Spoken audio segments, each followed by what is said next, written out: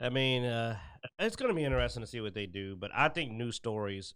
Here's my question: since they decided they're going to try to bring in Mara Jade, but they already made it clear she's not with Luke, my theory is Mara Jade gonna be a lesbian?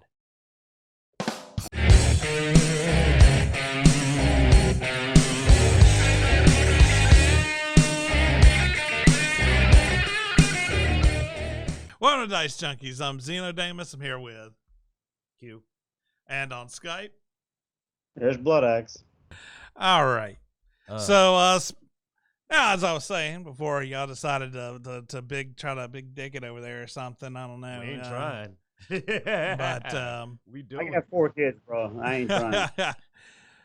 There are another exclusive that was recently announced between consoles, and that is Star Wars Knights of the Old Republic Remake. At the PlayStation event, they announced that it was going to be for a limited time exclusive on console to the PS5.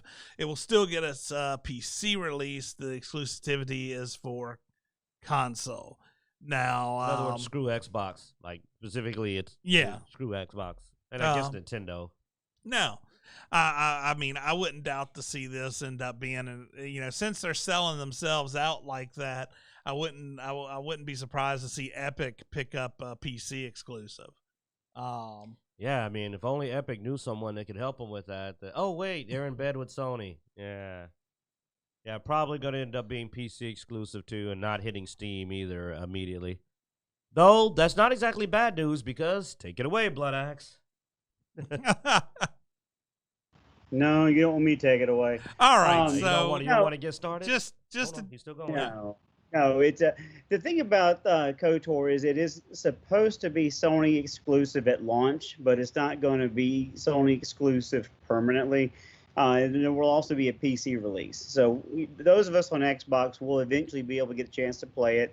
And as Q has said many times in the past, sometimes it's not a bad thing to be on the back end of receiving a game, because that's when they fix a lot of the bugs and issues with said games, which we've seen with Outriders. They've lost a lot of their player base because they never fixed the problems early on, so everybody left. Borderlands, thank God we didn't get it at launch, because it was buggy as hell. And we've enjoyed playing Borderlands. There's plenty of content we have on YouTube of us playing Borderlands and having fun. That's not my concern with Knights of the Old Republic. My problem with Knights of the Old Republic is it's not a remaster. It's not a sequel. It's not a prequel. It's a remake. And anytime you come with remake, like we saw with Final Fantasy VII, not only did you only get a small portion of the original game content, no one liked the new content because they were expecting Final Fantasy VII. And the same thing with Knights of the Old Republic. I expect the Darth Revan Bastila story, which, we've played it, so there's not going to be an unexpected twist midway through the game like we got with the original KOTOR. But as we covered a couple of months ago, new Star Wars games that are non-EA have to be approved by the Lucasfilm Story Group.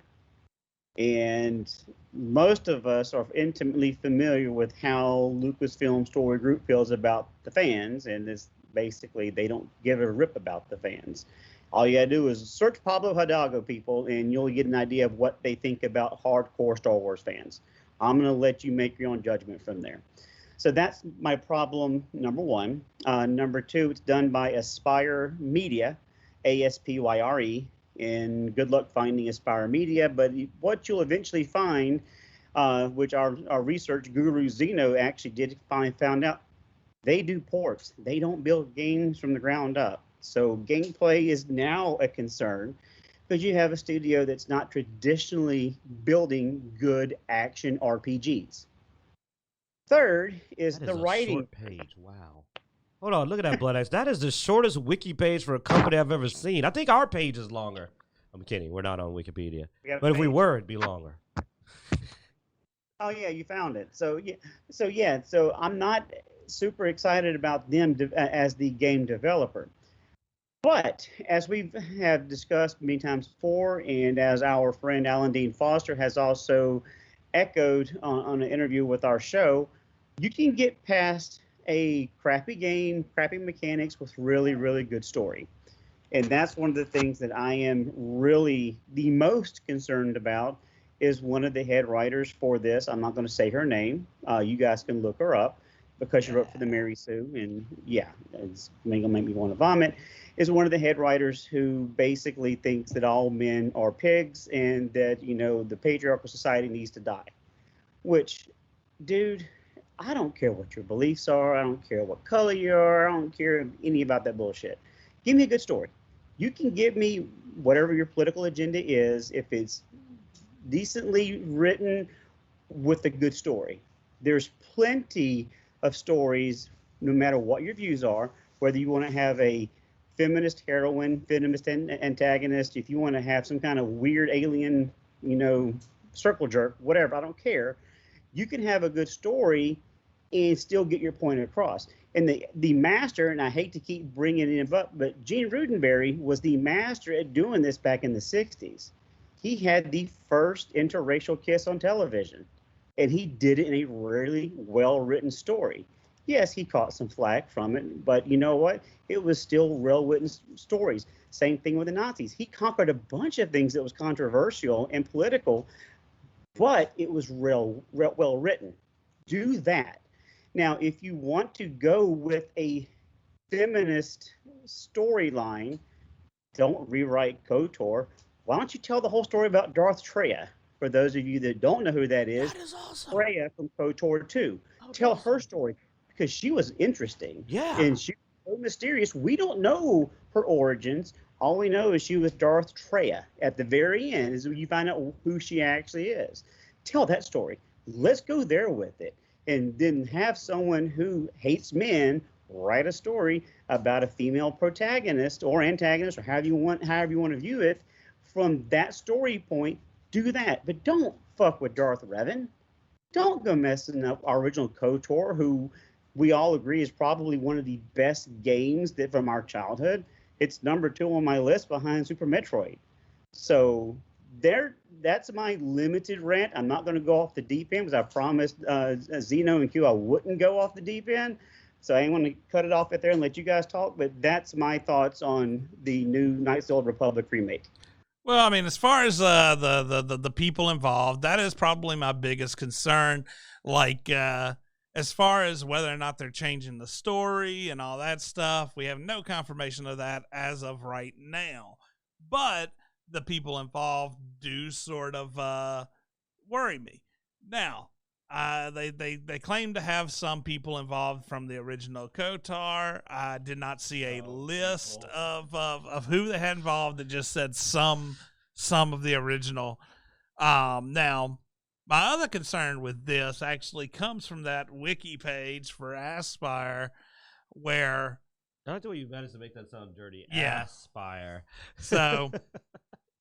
My biggest concern is how much is this just a money grab? I mean, they are taking a beloved franchise, a beloved story, and they're remaking it. It's a company that has never done a remake before. They have only done ports to this point. So that's also a concern with them never having done a remake before. And the fact that they were bought just several months ago by another company, which is just a holdings company. And what a holdings company do? They tend to try to flip a business, drop something to make some money, and then sell it. Once that. So, I mean, this is the perfect thing because a lot of people, no matter how bad KOTOR is, it has enough fame, it's going to make some money. There's no doubt that this game on day one, on launch, will make money. And so, I mean, with it just recently being bought by a company like that, I the Embracer Group is what it's called. Very likely they're going to throw out whatever they can get the Lucas group to approve, make their money, and then bail. They won't care about the long-term success. That's usually the biggest concern when you see an investor group take something. They're not looking at usually long-term investment or long-term success. They're looking for, I want success today so I can sell it for more tomorrow. And that's where my small input's going to come in at. That is possibly the only good news about this. It's good news amongst bad news, and that is what I was telling Blood Axe earlier. I said, well, Sony's already paid who knows how much, because it's expensive to get these exclusive deals. It's not cheap. So the one good thing is, at least if it is a cash grab that's an absolute flop, they burn Sony. So I get a little something out of it. And I can always just go play KOTOR on Game Pass, because guess what? Game Pass. We get KOTOR. We get KOTOR 2. So I'll play old school KOTOR while I laugh at the fact that Sony paid a bunch of money for exclusive access to something that even we've already figured out looks like it's not going to be good. I don't know who thought that was a good idea, but I'm like, hey, Sony, it still has the chance of being really good. It does. They could just go in, keep all the story, come in with a better engine, remake all the the images, pixels, all that stuff, clean up the fighting system maybe a little, and it could end up being a really good game, because that's all the game needs. It didn't age poorly. The graphics are the only thing that really aged with this game. The engine could use it up. Well, that's what I mean. The engine, the graphics. So yeah, you can update the mechanics some. Action RPG is definitely evolved since this game was released, and obviously graphics have evolved a lot. So with a new engine, you could pretty much have this game enter into the top games of the year easily. Just by keeping the story, keeping all the items, keeping all the dialogue, and just up it, just up the quality of the engine and the graphics, and you have a win. Will they do that? Probably not, but fingers crossed. I try to be hopeful and optimistic when seeing something I love getting put into somebody's hands. I really hope. Well, maybe someone in the office will buy some duct tape. If they do, then when that one writer that you can look her up gets there, and if they duct tape her up and throw her in a closet, it could be okay. But she ain't gonna go for that. Yeah, I went and did a lot of looking at what she's about, and that's why Blood Axe is so fired up. And I said, they're gonna have to throw her out a window if they don't want this to get burned to the ground, because there's no way she's letting this stay the way the story is. I want to give Mrs. Blood Axe's input, which is this. Yeah, there's not a lot of hope. The clownfish clip about this, and reading off some of the tweets and the things that has been said, which you're welcome to look all that mess up too. But even diving further in my own little research, I just looked up on YouTube, and do you know that every single one of her videos, at least that I looked up yesterday, was ratioed into oblivion, at least 3 to 4 down votes to every up vote. So not only is she not popular amongst the Star Wars fans for what she's about to do, she wasn't popular to begin with. So it even looks like a controversial hire by the Lucasfilm Story Group or Aspire Media, whoever got her foot through the door, to write a story that's not going to be for the hardcore fan base. And that's what bothers me the most, and that's why I'm trying to rein it in, is we know how passionate I am about Star Wars, and I've mentioned Knights of the Old Republic so many times on our Random Encounters list, because it is a phenomenal franchise. It's not just a good game, but even the 2 games that we got, the third that we missed out on because Lucasfilm got bought out, but even the online game. So there's a lot of potential. Therefore, we have excitement, but also some concern. Yeah. I mean, like you said, I mean, remember, she's a former Mary Sue writer. She couldn't even keep that job. So I was like, yeah, this is not even somebody that was doing well. Well, I in mean, the you don't know if she environment. was fired or just quit. I mean, you can't say just because somebody's a farmer or something that they couldn't keep the job. I can say it. Doesn't mean it's true. Yeah. But I can say it. But I tried to make things that we say concretely like that. Okay.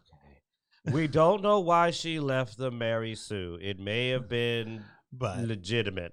All right. Anyway. Yeah.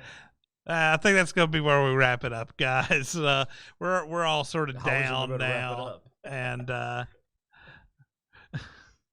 I don't really have anything. I mean, the only other thing I can talk about is some Blizzard crap, and I don't even want to go there right now. What? So, they're like, look, we did this, and you're gonna forget about our weird molestation suite now. Yeah. It's like, no. What part of I didn't want to go there right now? Like, you know, you. Yeah, but we're talking about Blizzard, and not wanting to go there doesn't mean shit to them. Oh, that's what it's about. I'm just all right. I'm sorry. We'll change the name of a video later, and that'll fix it all. That's all it takes to apologize for your misdeeds. Thanks for watching, guys. We hope you enjoyed this episode of Dicejunkies and shit. Go to Dicejunkies.com where you can find links everywhere we can be found online. Twitter, Twitch, Instagram, all that good stuff. If you're watching this on YouTube, be sure to like, subscribe, and hit that notification bell. Thanks for watching. And as every week, we hope you enjoyed.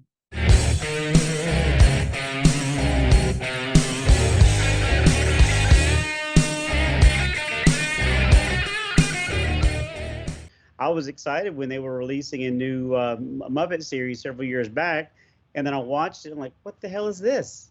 This isn't the Muppets. This is a trash fire.